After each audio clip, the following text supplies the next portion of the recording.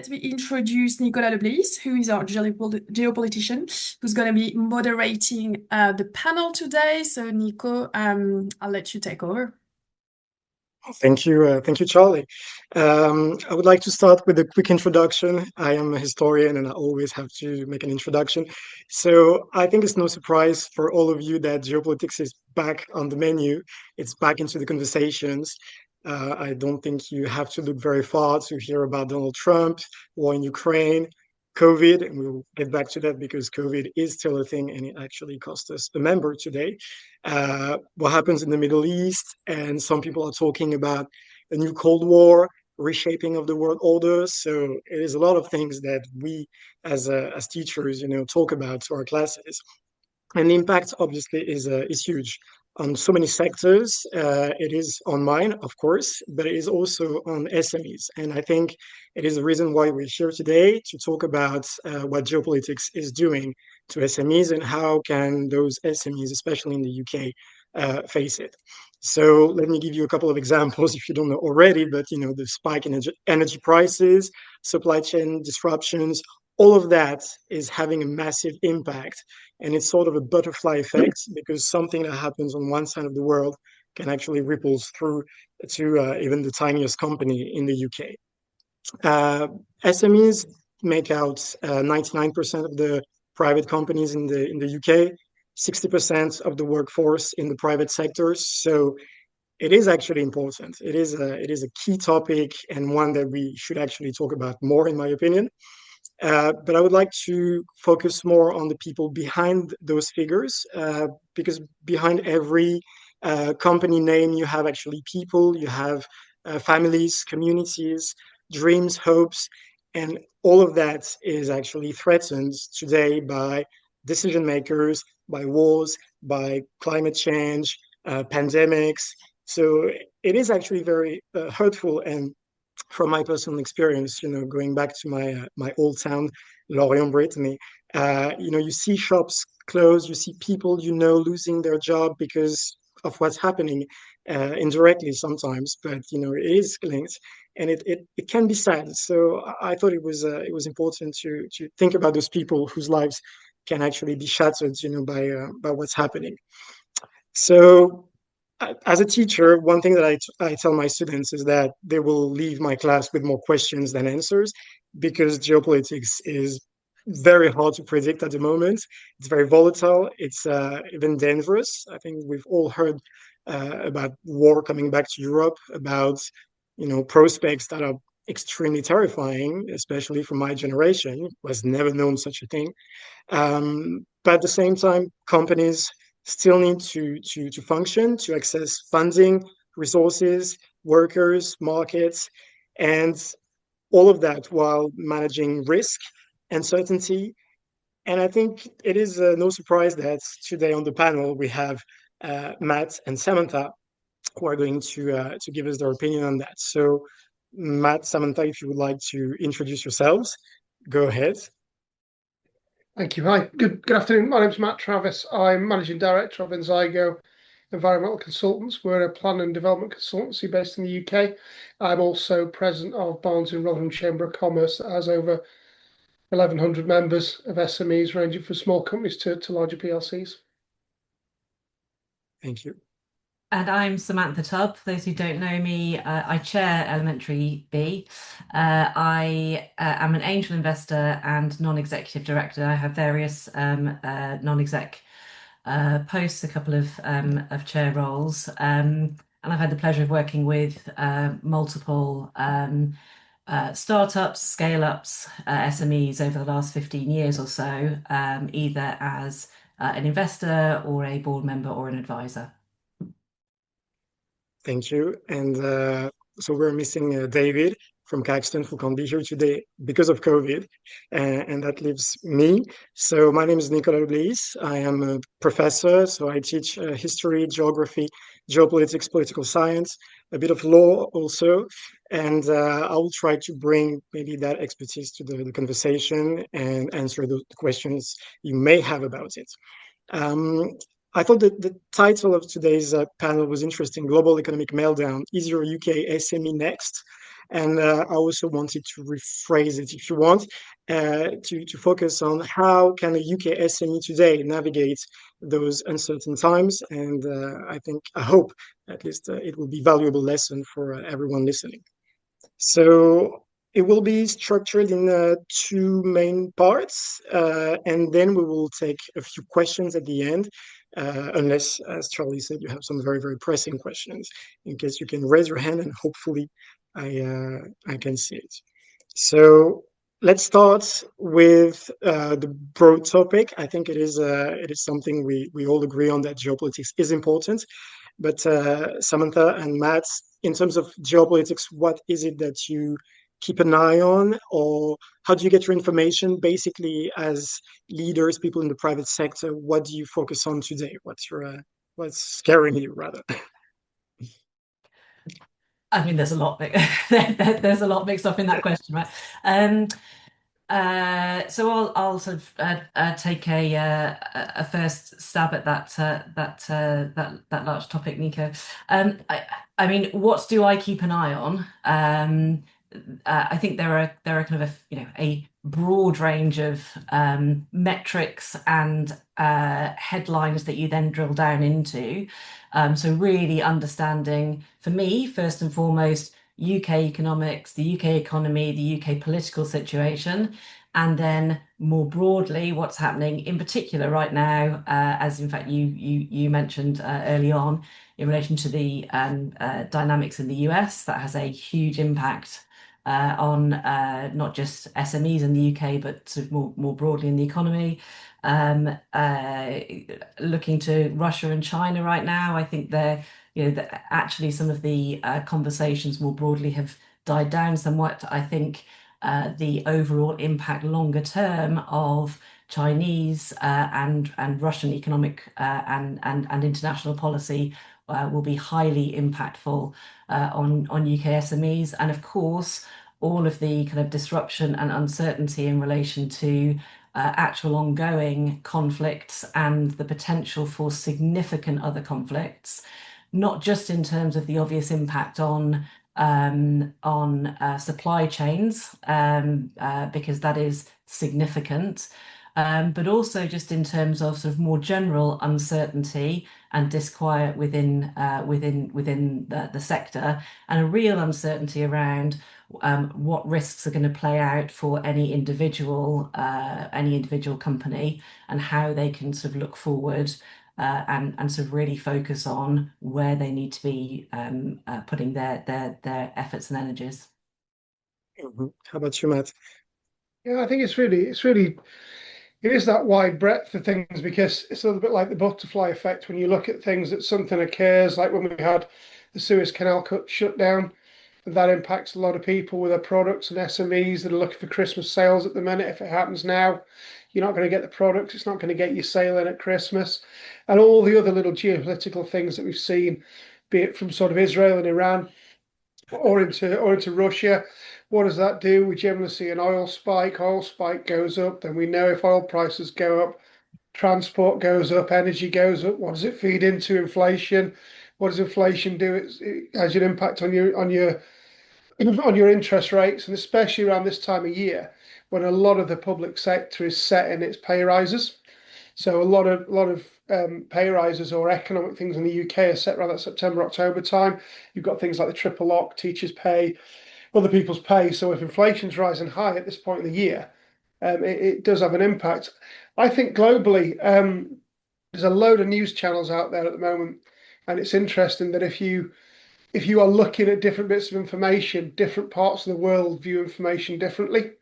And I think that's one of the key things as an SME leader, that what's necessarily been spoken about in the UK perhaps doesn't have the same context as it does in Europe or it does in America. So I think it's always a little bit like Sam said, it's really good to get that wide breadth of economic data and just really understand what's occurring. Absolutely. And do you mind sharing how long every day you spend watching the news or trying to get information? It's probably longer than I should, my wife would say, but yeah, I generally I'd say I probably spend a good hour to an hour and a half a day looking at media and data. And that's not just in terms of news or television or articles, but it's also, there's a lot of changes at the moment that are occurring, particularly in the UK, because we've got a new government who's a year in. So we're getting a lot of, excuse me, a lot of policy changes. And we're in a planning consultancy. We're seeing a lot of changes in policy in the UK. And that's quite impactful because the change that occurs now, you have to respond to it in terms of your day to day, but the actual impact of that may take 2 or 3 years to come through. A little bit like house building. Changing the planning process takes about 4 years from planning to actually build something in general. Can be shorter sometimes, but that's something that if you're not abreast of what's happening, you can quite easily trip up by not understanding the framework that's around you. And that's a really interesting point because actually the whole idea of information bias, so sort of only following down a route that you are comfortable with the outcome of, only following specific either news channels or publications in relation to where you get your data and information from, will lead you to a pretty dangerous point actually in it from a business perspective, because you have a sort of self-fulfilling echo chamber of the kind of likely direction of travel. And it is sort of collectively here, but I think any business leaders, it's a requirement, really. It's their responsibility to your earlier point, Nicola, about their own workforce and growth of the underlying economy, to really understand in a more objective way what is likely to be happening, what is the breadth of risks that the economy and an individual company is facing, and to try and be as objective on those as possible. I've seen plenty of cases of just information bias where whether it's specifically related to the kind of external political environment or individual sales figures or likelihood of garnering finance or whatever the outcome may be, whereby you kind of believe your own hype in relation to how likely it is that a certain course of events is going to take place. That in itself is a significant risk for any company, SMEs in particular. And I think it's heightened at the moment, given how we're seeing quite a stark polarization, both within the UK and externally in other economies. Yeah, I think so, and I think polarization is the thing that defines politics at the moment. It is the case in France, it is the case in the US, in the UK. But maybe instead of looking at the big picture, are there like some weak signals you're looking for, something that maybe might trigger your anxiety as a leader or as an angel investor, something that you think, okay, if that changes, if that moves, maybe there is a bigger change coming. Do you have that in your sector? Hey, listen, I mean, for me, I speak to super early stage and scale up companies all the time, and actually, when you talk around where I get my information from, some of that is actually from the breadth of the individuals and companies that I'm speaking to. For me, one of the key indicators is access and availability of finance. So that sort of pulls out the crunch point of both general macro data, but also just in availability at a company level, whether that be debt or equity financing, or on the grant side. That is an absolute crunch point for me, and not necessarily a lead indicator, but certainly when I'm seeing multiple companies really struggling to access finance, that is a very much a red flag for me. And there is a significant crunch at the moment in that area for SMEs in general, both on the debt and equity side, but specifically for subcategories of founders and companies as well. Is it something you feel, Matt, as well? Yeah, I think that as Samantha said, the access to finance is really difficult for business. And I think I do agree with Sam that in the last sort of 6 months we've seen finance tighten, not only on others. And I think it's interesting because I talk to people internationally, and a lot of colleagues in America are saying this is a UK problem. Our access to finance is a lot more difficult in the UK than it is in the US. The other thing we've seen a lot more, probably in the last sort of 5 or 6 years, is finance either being debt or equity finance, with a lot of the providers looking for personal guarantees from founders. And that's one of the things as a founder. I've been 17 years in Enzygo now. We've got a good balance sheet. I loathe to want to put personal guarantees back into things because the business can stand on its own. It's got the track record. I think it's really difficult. There are some new entrants into the market that are trying to break this, but fundamentally, at the moment, where the UK economy is a bit weak, there's talk about whether it goes into a recession or not. Interest rates are quite high. We've got the highest inflation in Europe, and you're looking at that, and you can see why there is a nervousness around finance, because when economic times tighten, SMEs tend to be the ones that get hurt first. Absolutely, and you said the R word, the recession word, which is always the scary one.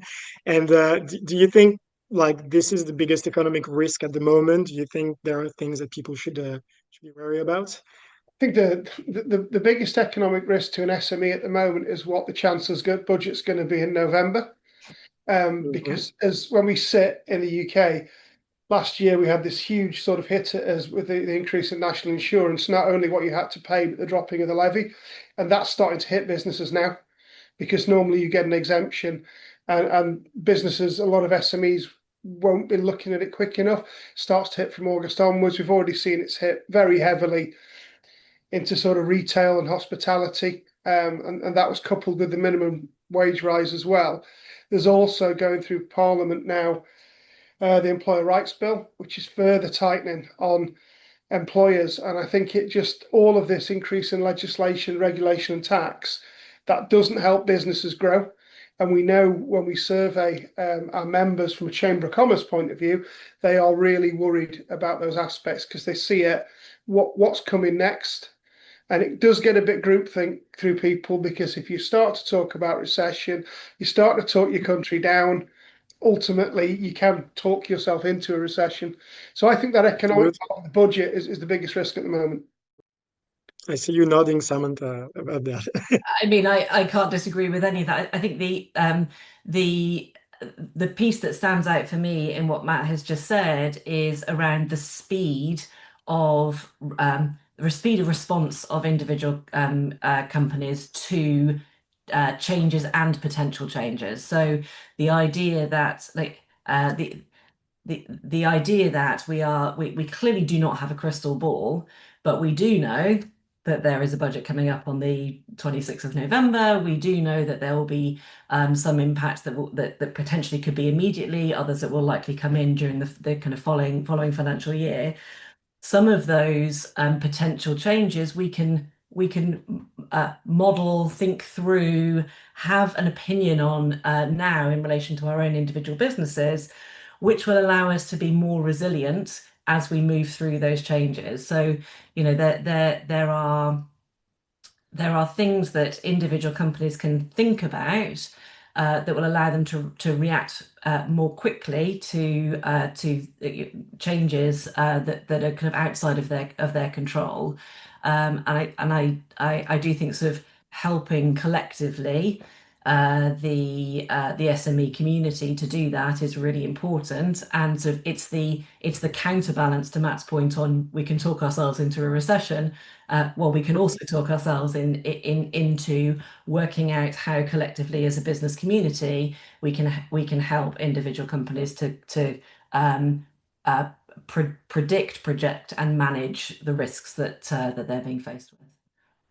It is very interesting, and I think this it is what connects geopolitics and economy is the ability or the desire rather to predict what's going to happen in order to understand the world, react to it. But as you mentioned, there are a lot of information everywhere, both in the UK on the global stage. So how do you adapt to that? Do you understand this very fast changing world? And how do you react to it? Do you have maybe personal examples or companies you know about who are doing particularly good in that regard?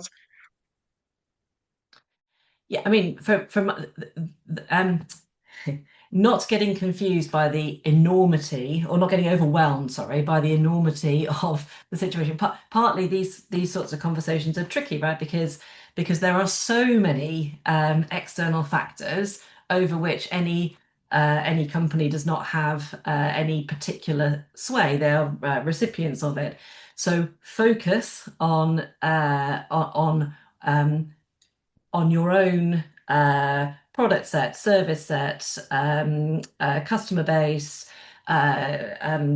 employment set, company culture, like really understanding and setting the trajectory and end game and being focused on that for your company as an individual is really important.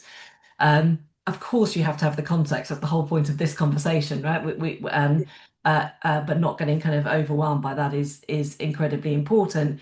Combined with, and it sort of goes back to the underlying theme for me of being able to look forward at risks and actively manage against those, being able to be flexible and nimble in relation to your cost base as you're trying to work out for your individual company how what the best path to strong revenue growth is. I've seen plenty of companies who've kind of piled on significant cost base, and it's been really quite tricky for them. Or again, linking back to Matt's point on speed, or they've reacted really too slowly to right size their organization given the realities of what they're trying to do and the market they're operating in. It's interesting. And Matt, do you have an example as well, or someone you know that is I that? think the way I'd put into that is that if SMEs are quite well systemized and they've got a good set of key performance indicators and they're looking at it on a monthly P&L, they're looking at forward, they're planning their budgets 3 years in advance, looking at things. Okay, the data's further out there, but you can start to model what's going to happen. You look at the moment, if you don't be too dependent on one market. I mean, if you look at the example in the news at the minute, a Jaguar Land Rover, they've had a cyber attack. That's something else that I think might be a major issue to SMEs, because there's a number of them out there that won't even be doing things like two-factor authentication on emails. Really easy window in for cyber hackers. But if you've only got one product and you only sell it to one person, you're really vulnerable. And I think it's understanding that scope of services across, but also having, Samantha said, having that data so you can see where are your sales going, what's happening to your products, what's happening in the market, because you start to see trends on whether it's an interweek or an intermonth or a quarterly basis, and you can predict where you are. And being able to act quickly is the number one thing. If you want to make an interaction or you need to make an intervention in your business, it's all about speed, because the longer you leave it, it's like a wound. If you've got the wrong size of business in terms of staff to your sales, all you're doing is bleeding capital. And if you don't act quickly, ultimately you'll bleed out. And that's the thing for business. It's about speed, systemization, and having the KPIs so you can see what's coming down the road. So the owner of the company in that case would be a sort of a doctor, having to intervene very quickly on his patients. And I think the analogy is really telling. But in that case, so what would be your secret? You personally and people around you. What's the secret to survive then? I think the secret to survive is always having one sort of ear to the ground. Your network is very good for knowing things that are changing. You know in your network what's happening, and if we look at things like in energy, we know what's happening in terms of the energy market and where that's going at the moment in the UK with solar and different things that are changing. We know the construction market's changing. You can look at where the Bank of England's going. Housing in the UK is all around affordability. If interest rates stay high, the housing market's not going to take off. And I think back to the trauma care thing, it's bits, isn't it? If you've got a problem, you can always chop bits off if you have to, but that might not be what you want to do. And I think it's having that sort of almost toolkit as a business. Always make sure you've got access to finance. Always make sure you're understanding your pipeline, not what's next, what's the next big thing, what do you see coming. And I think having that sort of knowledge is ultimately critical to making sure your business is sustainable. Thanks. So, and Samantha, you have a different perspective on the matter. Do you have any secret yourself, or do you see companies who perform well have any secret?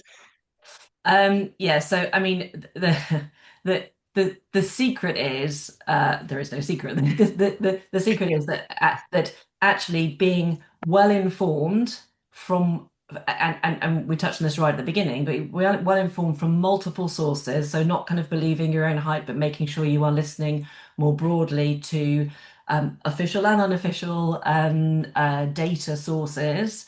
Um, Making sure you're looking forward, making sure um,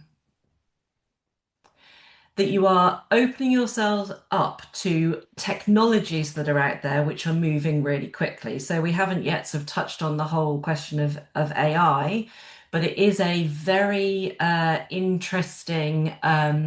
It's very interesting to see across my portfolio the differences in approaches to of individual companies to AI and how they are approaching it internally, so how they're using AI within their own operations and within their own communications, how they are using AI to help structure product sets, find customers, understand their overall base, and how they're using AI to create new products and to define and to drive increased efficiencies.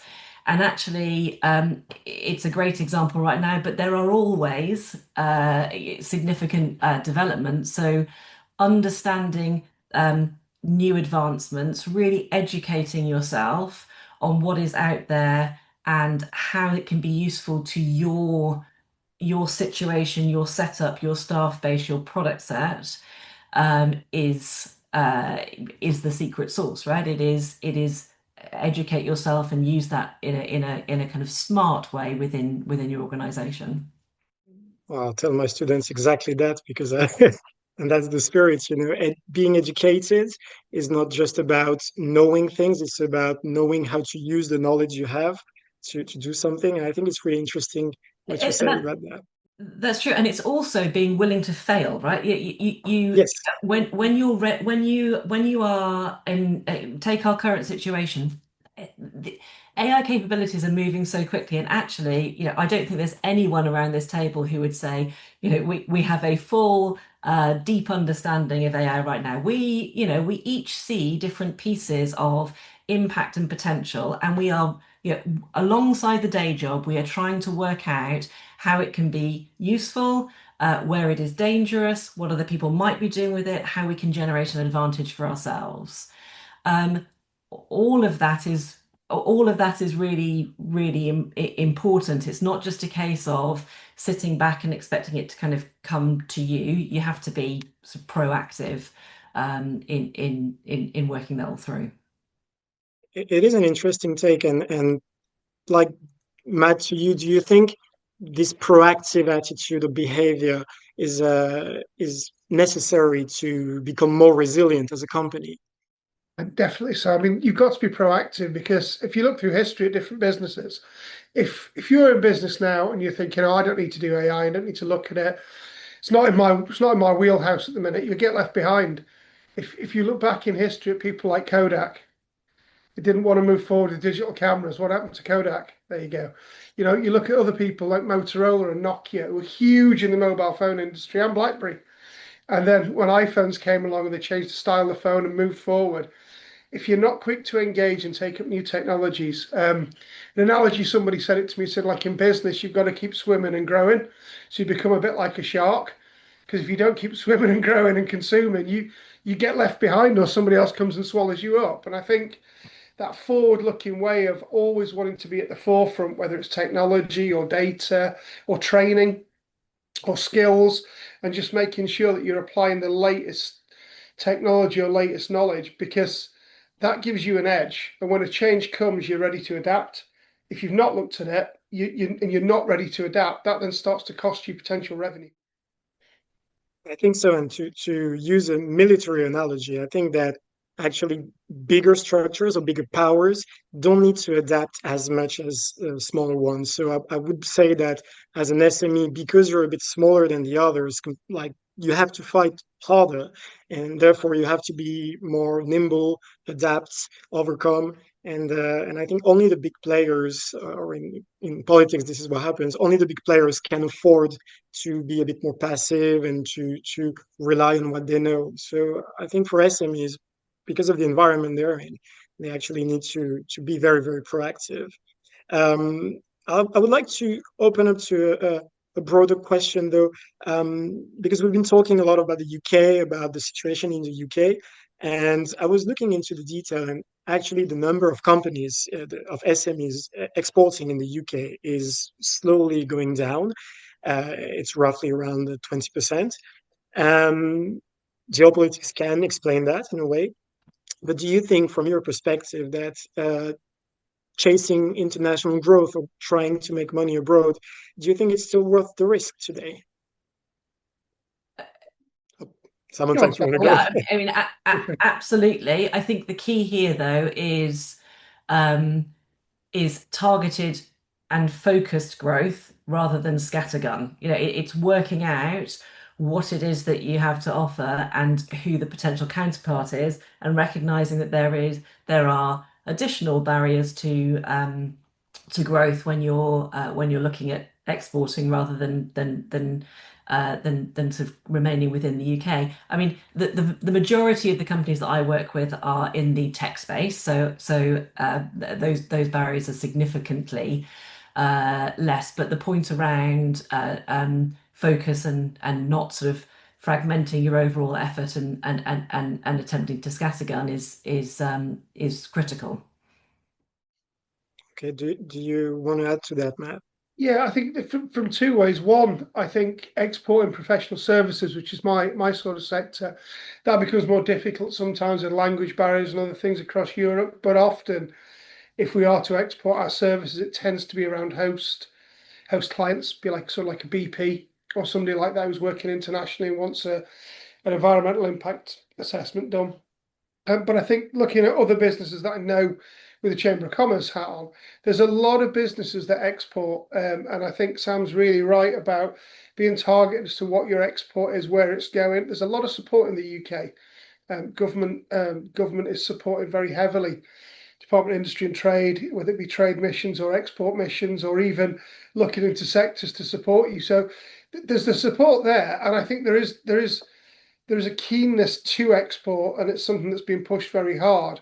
But I do think, going back to the earlier comments about its polarization, there is a real trend in society at the minute to be like small world and look very insular. We're seeing that in America at the moment, and that does impact some of the companies, especially with things like tariffs that we were exporting. Although the UK does seem to be doing slightly better than other regions on that tariff part into the USA. Yeah, I think I would like to come back to a quote from Turgot, who was a French minister, and I think it was Louis XV. And he said, "It's okay, you can leave the Americans go because they will always come back to Great Britain in a way." So I think you have that special relationship. You wanted to add something, Samantha, I think. I did, yeah. To Matt's earlier point around diversification, making sure that you have multiple revenue streams, multiple options. So to your question, Nicola, about around is it worth it exporting wise? There is absolutely an additional resilience that you can build into your business by making sure that you are in a more diverse set of economies. So if for your specific product set, and I've had a very good example of this in my portfolio in the last 12 months, the market for a specific piece of tech was really struggling to take off within the UK. Actually, looking at the US and Australia in particular for this company worked incredibly well to be able to support that growing revenue whilst they kind of continue to work out the UK income stream. So there is of course it needs to be focused, of course it needs to be strategic in relation to where it is that you want to be investing time, money, resources, effort. But actually having a sort of more portfolio approach whereby you have diversification across product sets, income streams is very important. And sort of exporting to other countries is absolutely part of that strategy. So you would see international growth as an opportunity rather than a challenge in that I case. would see it as both. I mean, it's absolutely Yeah. a challenge, but done well as part of a well-considered, thought through plan with the recognition that some pieces of that growth plan are going to fail over time, and therefore sort of building in the responsiveness and resilience around, not everything will work, and certainly not everything will work first time, as part of that overall considered strategy and planning approach, then absolutely. I think it's really interesting, and again ties back to what we tell students: you're allowed to fail, and that's okay. Do you have examples, Matt, of companies that failed and then bounced back or managed to overcome it? Is that in general or just in terms of export? Or it could be in general, but in terms of export, if you have one. Yeah, not really in terms of export. I think you do see companies sort of in our sector, in that environmental consultancy sector, you see companies growing and then retracting and going retracting. A lot of the time, it tends to be where they get things like culture wrong.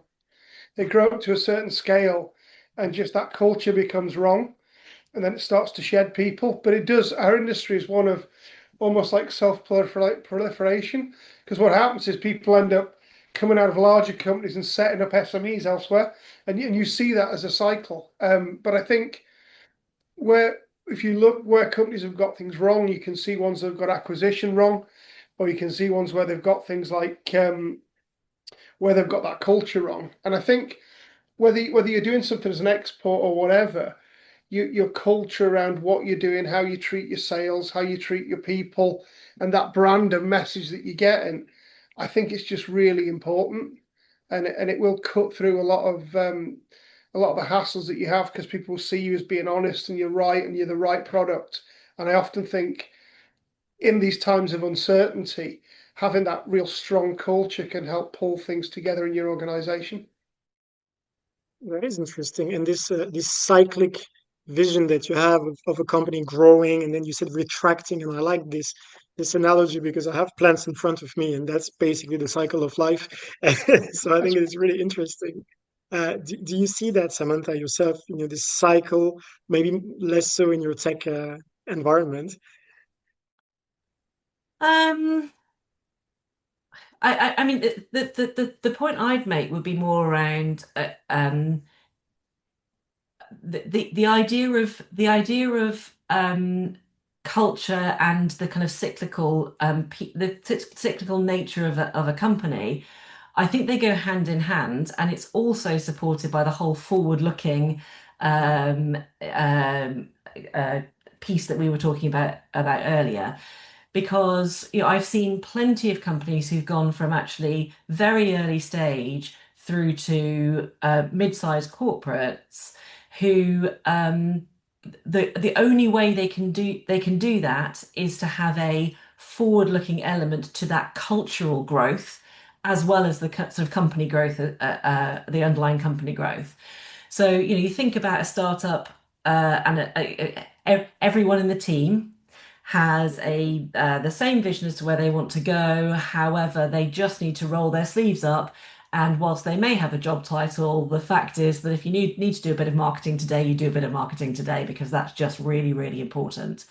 You get to the scale up piece, and often that is quite, from the outside and possibly from the inside as well, relatively chaotic. Things are growing really, really quickly. You are still often reliant on um, relatively ad hoc processes, people still kind of moving outside of their sort of job descriptions. And then you get to the kind of, you can still be high growth, but that kind of morphing into mid-sized corporate. And actually, the only way you can do that smoothly is to make sure that you have policies and processes and approaches and to each of the different functions within your organization that work irrespective of kind of who is sitting around the table at that point in time. And that cultural shift, many companies fall down at that point, because it's a very different feel in a company that has an established revenue and cost base that's looking for other opportunities to grow versus a small, a startup or a scale up whereby it is, it's almost kind of a land grab ethos. So again, from that, I do see, and I have seen that that kind of retraction. It generally gets driven from not having being able to look forwards and prepare the company from a cultural position as well as as well as from the underlying revenue and cost base piece. It is very interesting in culture being the defining factor for companies, because as a leader, I think you want to have this specific culture, but as your company grows, how do you retain that culture? I think we could have another hour-long debate about Yeah. the impact of that within our societies, and the culture you have and how it evolves. But I think this is time for a conclusion, because we're already at 3:15 in my country. Uh, so I would like to ask you a couple of questions to open up this discussion. First one would be very specific. So let's say I wanted to open a company in the UK today. I want to become an SME leader. What would be your word of advice for me? What would you tell a youngster who doesn't know anything about business? What would be the key element? I think for me, it would be hold your nerve sometimes. Um, hold your nerve, understand your product, understand the place you're going to sell it and how you're going to price it. Get yourself some really good quality staff that you're going to work with. Get yourself some good advisors, because good advisors are worth everything in there. Get a strong business plan, get good finance behind you. And then the other thing is sometimes what anybody in business needs to know is be resilient. No day is the same. Every day has a challenge. Every day will feel, it doesn't matter whether you're making £1 or £10 million, every day has a challenge. And that's just business. Thank you, Sam. What would be your word? Yeah, and for me it would be plan, like sit down, plan, and it includes all the elements that Matt was talking about that just to think through product, revenue, people, cost base, etc. But really look forward, plan, know your numbers inside out, know what it is that you think, even early on, you think are going to be the levers for growth. Like really challenge yourself to understand that. And at the point you get, when you get to the point where you have a team around you, include them. That like the amount of knowledge and wisdom that sits within your team is huge, and getting that to feed into what your kind of projections and forecasts and expectations are like is really important. And if I had one more thing, and actually it would probably be the overriding thing, it is have a real eye to finance, because Mm, it's great, and you have to know your numbers. You have to be able to kind of have this an understanding of your projected financials. At some point, there will be some requirement for capital. Now, if you can grow your way through it, fantastic. But if you need to go externally for that capital, then really understanding what's out there and what you need to be able to show in order to access that capital is fundamental. well, thank you for this very good piece of advice. I can only succeed now as a leader if I open up my company now. And I would like to leave you with that question, which is, I think it was inspired by the fact that I have so many of my students who want to go to the UK, who want to study there, who want to open up a business there, who want to become successful. And sometimes when you look at the news from the UK, people are leaving the country. They don't want to do business here. They feel like there is too many, there's too much red tape, too many regulations. So apart from the weather, what makes you stay in the UK? Sometimes you want to I answer. mean, in my opinion, this is a great place to be in particular, startup and early stage founder, which is my bread and butter. The amount of innovation that that goes on within that segment of the UK market is significant. And actually the communities of founders that have grown in the last decade or so are incredibly strong, incredibly supportive, and it is a great place, in my opinion, to start up a business. Great, Matt. I would agree with that. I mean, for all the negatives that we say, we have a fantastic multicultural society in the UK. We're well regulated. We've got a strong financial system. You know where you are in terms of taxation. We've got a very well educated population, which gives you your workforce. In terms of infrastructure, communications, that all sits really well together. And I think that the point that Sam mentioned about that network of entrepreneurs that are talking to either be through chambers of commerce or institute directors or different areas like that, there is much more interaction now, I think, than there ever has been. So I do think it's a great place to do business, and that's why we're still headquartered here. Well, that's fantastic, and thank you for your input. Charlie, back to you for the questions, if we have some. I didn't have time to check. Yes, a question time, everybody. So if you have questions, just pop them in the chat. So Karen's asking, so big tech investment in the UK is in the billions to support AI and an escalation of military operations in response to Russian incursions. Do you have a view how this may create a risk or opportunity for UK SME? And if so, in particular regions in the UK? That's an interesting one. That I think taking the first part, I think the push into AI has been something that both the previous and the current government's pushing quite heavily. There's a real drive into data centers, and I think that's going to be something that's quite interesting that will come over, and that gives a lot of opportunity, not just in the tech world, but also in the planning and development side. Equally so, war over in Russia and Ukraine, I think that just adds to volatility. The thing for me is, I think what's starting to happen now is because it's been going on so long, it becomes something that becomes a normal in business. So the volatility and the risk for that is almost like a normal risk that's priced in.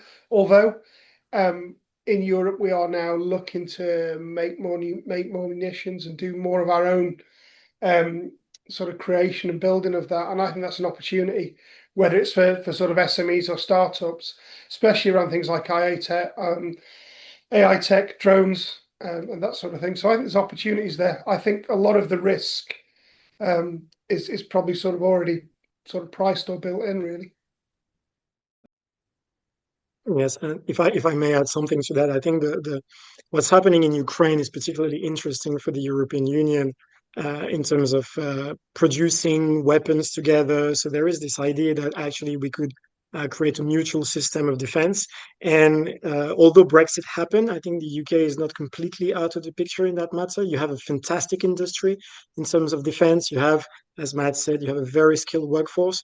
So I would say that in that specific case, the UK is at the forefront of the war in Ukraine, providing a lot of support.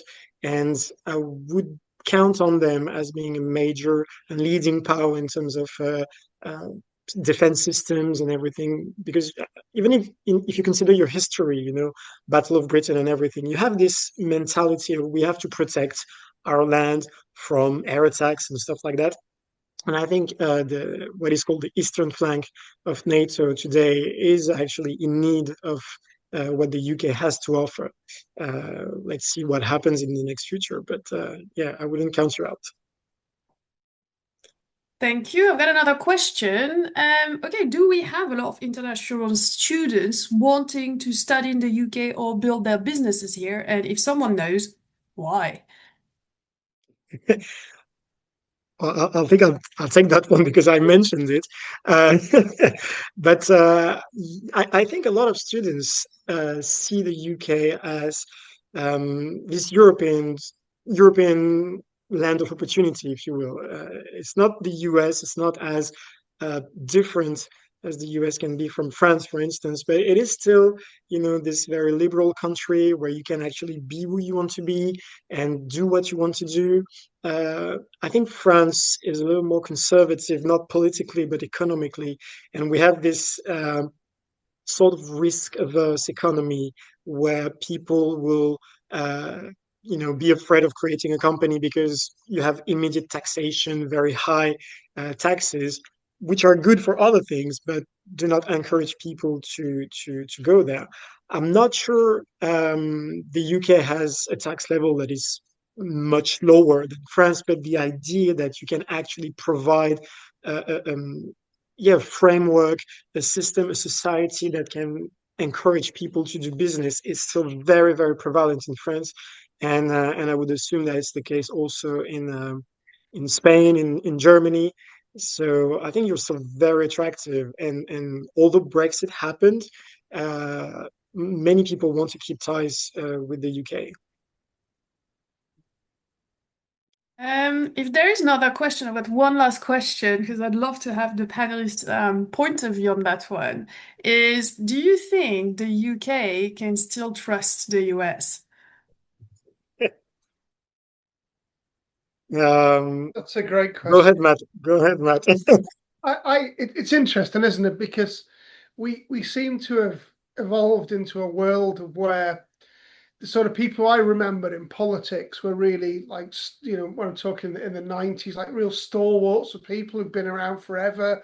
Thinking of people like Ken Clarke or people like that, or Margaret Thatcher, who've been around for a long time.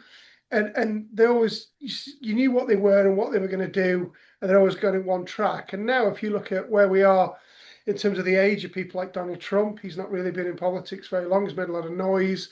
Keir Starmer, again, he came in 2017. I think ultimately, yes, the relationship will always be there, but I think we are in for this interim instabilities while populist politicians jump up and down, and we just seem to be really lacking the real statesman. And I think to some extent, I don't know if you feel the same in France, but we're just lacking that real statesman of politicians that we've had through history. I think so, but in a way, I would say that different times create different kinds of people, and I think um, if I can go back in history a bit, the US, they were not involved in the First World War until the very end. They were not involved in the Second World War until they were hit specifically at Pearl Harbor. They needed Europe in general in the Cold War, but I don't think they would have had any interest in doing business with Europe if it hadn't been for the USSR. So I believe that maybe with the rise of China, India starting to be a competitor, maybe the idea of closing ranks with people from Europe and especially the UK is going to come back.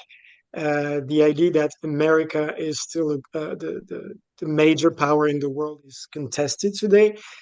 Some people say that it is no longer the hyperpower that could dominate every place on earth. And what we are seeing in Ukraine, Donald Trump's policy in terms of we're not going to provide as much support for Ukraine is actually connected to the fact that China is a rising threat and that the US can't, for now, battle those two powers at the same time. So I think they would come back, or they will come back to trusting Europe, and that I think they would use the UK as their main partner and ally in that regard. So I would say that in terms of can you trust the US? I would say that the UK can trust the US a little more than France, for instance, and that gives you a lot of opportunity as long as, and that's the conversation we had in France when we saw Donald Trump coming to see your king. The conversation is about, can the UK get a good deal out of this relationship that is unbalanced? So I think that's the main Very question. interesting times. Time will tell. We'll have to have the same panel in a year and see where we're at. Yeah, KPI exactly. tracking, geopolitics KPI for you. Exactly. But I think geopolitics works the same as trade in that regard, is that we actually I don't like to make predictions, so this is just my gut feeling, of course. But I think we're trying to track performance as well. And in that case, I would say that the UK, if you consider Brexit, COVID, the Ukraine war altogether, it was a big hit for many economies in many countries, and the UK is still there. So, as much as you were weakened by what happened, and we were as well, I think you're still standing, and that says something. Mm.